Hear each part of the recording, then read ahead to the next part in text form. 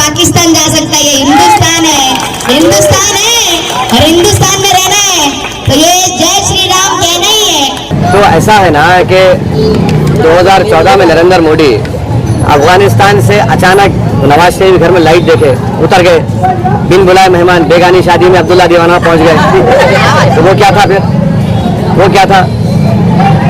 इनको जितने मुसलमान नजर आते हैं भारत में 17 करोड़, इनको यही लगता है कि ये पाकिस्तान।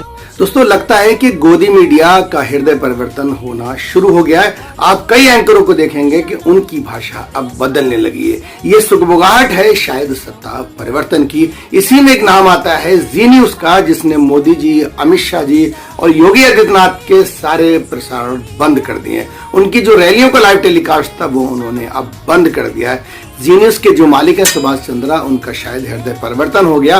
अब वो प्रेस की आजादी की बात करते हैं, कहते हैं कि हम ये चाहते हैं कि लोगों तक सच्चाई पहुंचे। तो इतने साल तक आप क्या पहुंचा रहे थे और किसने आपको रोका था?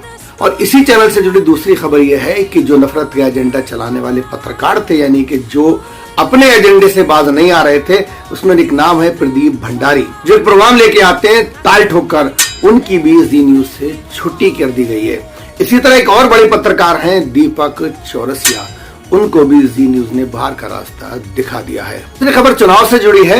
हैदराबाद से बीजेपी की प्रत्याशी माधवी लता, रामनवमी के दिन इन्होंने एक सांकेतिक हरकत की थी, यानी कि एक तीर खींच के मस्जिद की तरफ फेंका था, जिसका वीडियो शायद आपने देखा होगा, जिसको लेके काफी बवाल हुआ था। लेकिन आज उनका प्रचार करने पहुंची हैं नवनीत राणा, जो बीजेपी की मौजूदा सांसद है। इनका अपना चुनाव समाप्त हो चुका है। ये माधवी लता जी के लिए हैदराबाद में प्रचार कर रही थी। उन्होंने कहा कि आप हमें 15 सेकंड दे दो, पता नहीं लगेगा छोटा किधर से आया और बड़ा किधर से आया। कि पुलिस को 15 मिनट है तो हम दिखाई देंगे कि क्या कर सकते हैं। छोटे को मेरा कहना है, तेरे को 15 मिनट लगेंगे छोटे, और हमको सिर्फ 15 सेकंड लगेंगे। 15 सेकंड पुलिस को हटाया, 15 सेकंड अगर पुलिस को हटाया तो छोटे को बड़े को ये पता नहीं लगा कहां से आया कहां को गया। सिर्फ 15 सेकंड। सीधा इनका मतलब था, बड़ा मतलब असदुद्दीन ओवैसी और छोटा मतलब अकबरुद्दीन ओवैसी। बहुत साल पहले अकबरुद्दीन ओवैसी ने एक ऐसी तरह का बयान दिया था कि हमें 15 मिनट दे दो। इस पर उन्हें माफी नहीं मांगना पड़ी थी, बल्कि उन्हें जेल जाना पड़ा था। मोदी जी को मैं बोल रहा हूँ कि 15 सेकंड दे दीजिए, आप बिल्कुल 15 सेकंड दे दीजिए। आप क्या करेंगे? अखलाक का हाल करेंगे, जैसा मुख्तार को किया वही करेंगे, या पीलू खान या फिर अपने रकबर, बिल्कुल आप दे दीजिए। मोदी जी के पास इख्तियार है, दे दीजिए 15 सेकंड। 15 सेकंड में बोल के 1 घंटा ले लीजिए ना। हम भी देखना चाह रहे हैं कि आप में कितनी इंसानियत अभी बाकी है या नहीं है। करिए, कौन डर रहा है? कौन डर रहा है? हम तो तैयार है। दिल्ली में प्रधानमंत्री आपका, RSS आपकी, सब चीज आपका है। करिए, कौन रोक रहा है आपको? बोलते क्यों? करिए ना, बल्कि हमको बता दीजिए कहाँ पे हम आ जाते हैं। करिए। लेकिन आज चुनाव आयोग सो रहा है, कुछ भी उसे शायद नजर नहीं आता। सोशल मीडिया पे एक तस्वीर वायरल हो रही है, 3 चुनाव आयुक्त हैं, वो एक माला पहने हुए हैं, यानी कि लोग ये मान रहे हैं कि शायद अब ये लोग अब समाप्त हो गए, क्योंकि इन्हें अब कुछ भी नजर नहीं आता। क्योंकि इन्हीं का ही नहीं, बल्कि मोदी जी का, अमित शाह जी का, योगी और बीजेपी कई कार्यकर्ताओं का और कई नेताओं का इस तरह का वीडियो सोशल मीडिया पे वायरल है, जो धर्म के नाम पर खुलेआम भाषण दे रहे हैं और वोट मांग रहे हैं। इसी तरह का एक मामला आजम खां के साथ पेश आया। एक भड़काऊ भाषण देने के मामले में उन्हें जेल हुई थी।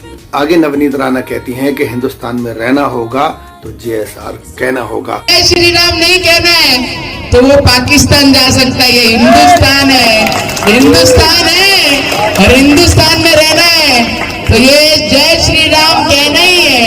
तो ऐसा है ना कि 2014 में नरेंद्र मोदी अफगानिस्तान से अचानक नवाज शरीफ घर में लाइट देखे उतर गए, बिन बुलाए मेहमान, बेगानी शादी में अब्दुल्ला दीवाना पहुंच गए। तो वो क्या था फिर? वो क्या था? इनको जितने मुसलमान नजर आते हैं भारत में 17 करोड़, इनको यही लगता है कि ये पाकिस्तान नहीं तो पाकिस्तान चले जाओ। इस पर असदुद्दीन ओवैसी ने बयान दिया है कि मोदी जी अफगानिस्तान गए थे, रास्ते में पाकिस्तान पड़ा, नवाज शरीफ के घर में शादी थी और बिना बुलाए मोदी जी वहां पहुंच गए। इसका मतलब है कि मोदी जी जय श्री राम नहीं कहते हैं। उन्हें भी पाकिस्तान भेज देना चाहिए। नवनीत राणा के इस बयान पर असदुद्दीन ओवैसी ने प्रतिक्रिया दी है। आइए सुनते हैं कि ओवैसी साहब ने क्या कहा। लेकिन इतना सब कुछ होने के बाद भी आप चुनाव आयोग से बिल्कुल ये उम्मीद ना करें कि वो कोई एक्शन लेगा। आपने शायद ये सब कुछ देख लिया और सुन भी लिया, लेकिन चुनाव आयोग तक शायद ये खबर, ये बात नहीं पहुंचती, इसलिए चुनाव आयोग कोई एक्शन नहीं लेता। फिलहाल चुनाव आयोग सो रहा है। दोस्तों, इसी तरह के मजीद वीडियो देखने के लिए चैनल को सब्सक्राइब कर लें और ये वीडियो दूसरों में भी शेयर करें। बहुत बहुत शुक्रिया।